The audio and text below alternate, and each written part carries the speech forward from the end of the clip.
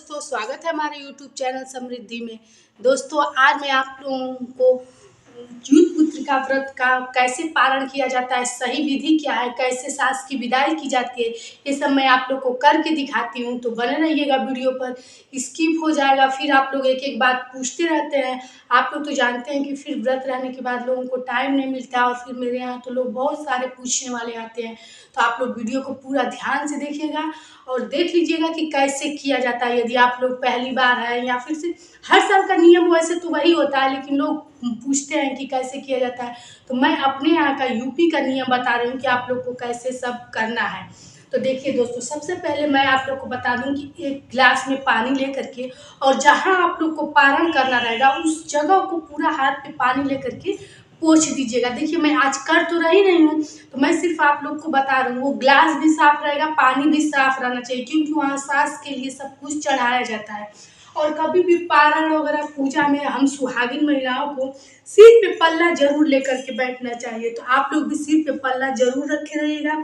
सिर से पल्ला नहीं गिरना चाहिए। अपने संतान, अपने पति के सुख के लिए ये कार्य आप लोग जरूर कीजिएगा। उसके बाद से आप लोग जब सब कुछ पूछ लीजिएगा, तो सबसे पहले मैं ये बताना चाहूँगी कि आप लोग को पारण किस दिन करना है। तो 7 तारीख को करना है। आप लोग इसमें संशय में मत रहिएगा, क्योंकि संशय के कारण आप लोगों के जो भी त्यौहार हैं छूट जाते हैं। तो आप लोग संशय में मत रहिएगा, क्योंकि मैंने पिछले वीडियो में बताया है कि 6 तारीख को शाम को अष्टमी तिथि प्राप्त हो रही है। तो और अष्टमी तिथि जब प्राप्त होती है तभी जूट पुत्रिका का व्रत रखा जाता है। तो 6 तारीख को व्रत रहेगी और 7 तारीख को 8 बजे, 8:15 बजे के बाद 8:08 पे टाइम है। आप कभी भी पानी पी सकती हैं, पारण कर सकती हैं। तो मैं अपने यहाँ बताती हूँ कि कैसे पारण किया जाता है। देखिए, सुबह उठिएगा, सबसे पहले आप लोग स्नान कर लीजिएगा। स्नान करने के बाद जैसे लोग कहीं कहीं नियम है कि ब्रश नहीं किया जाता है। ब्रश हमारे यहाँ भी नहीं किया जाता है, लेकिन आप नीम का दातुन कर सकती हैं। ऐसे मुंह में कुल्ला मत कीजिएगा, नीम का दातुन करके उसके बाद से शाम वाली भी साड़ी पहन सकते हैं, या फिर साफ सुथरी, कोई ऐसी बात नहीं कि पुरानी साड़ी नहीं पहन सकती हैं। साफ सुथरी साड़ी पहन के, और जो आप लोगों को मैं बताई थी कि छत पे या फिर आंगन में वो शाम वाला ही सब कुछ घाट वाला सामान रख करके पूजा किया जाता है, मार दिया जाता है। तो मेरे यहाँ मार दूध से दिया जाता है।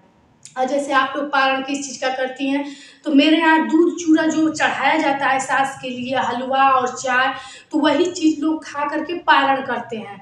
और जो जाय होता है, जो कि हर दिशाओं में 5-5 हरा उड़द का दाल होता है, वो रात को ही आप लोग भिगो दीजिएगा, क्योंकि सुबह जब वो मार दिया जाता है, सुबह में रात आंगन में या छत पे, तो वो चीज़ हर दिशाओं में जैसे 5-5 हाथ में ले करके ग्लास में मान लीजिए भिगोई, तो 5-5 गिनती करके पूर्व में, पश्चिम में, उत्तर दक्षिण में, हर दिशाओं में फेंका जाता है।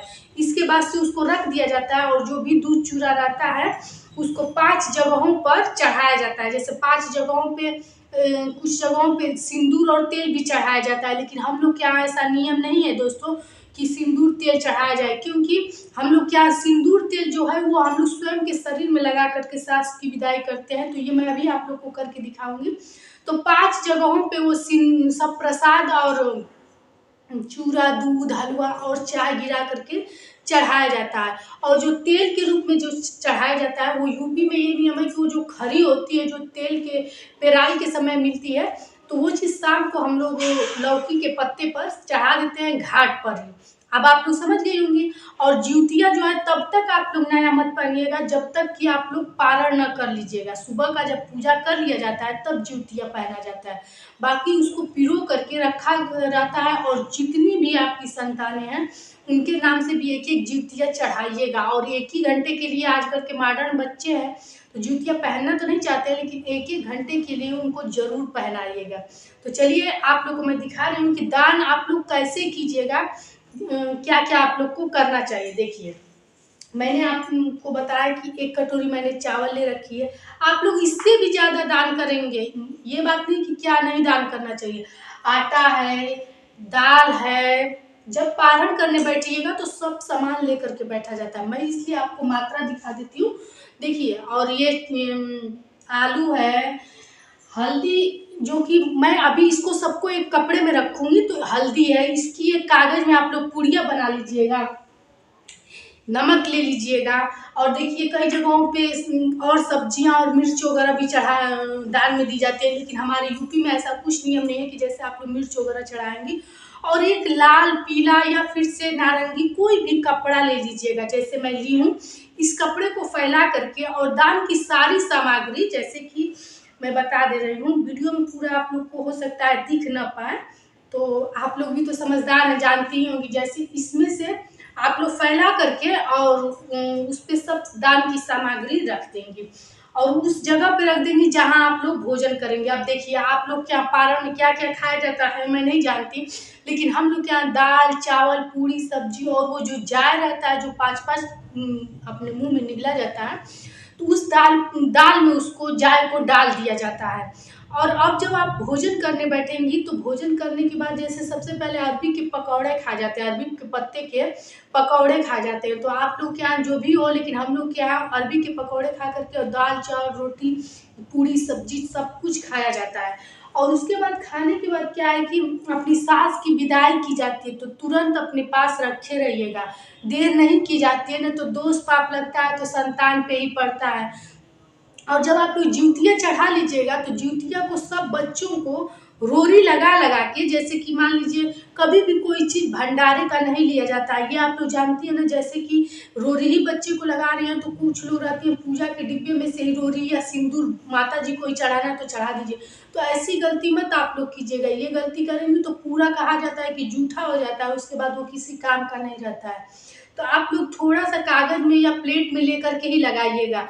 तो बच्चों को सिंदूर रोरी लगा करके और आप लोग जीत पुत्र का आप लोग जूतिया जो होता है उसको पहना दीजिएगा।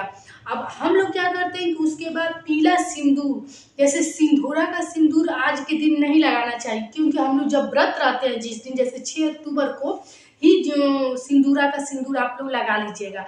उसके बाद से आप लोग अगले दिन जो भी आप पीला सिंदूर रखे उस पीला सिंदूर को बाल में कंघी करके, सबसे पहले बाल अपना जब खोलिएगा तो सरसों का तेल हाथ पर ले करके अपने बालों में लगाइएगा, पैर में, हाथ में, हर जगह लगाया जाता है। ऐसे ही सास की विदाई होती है।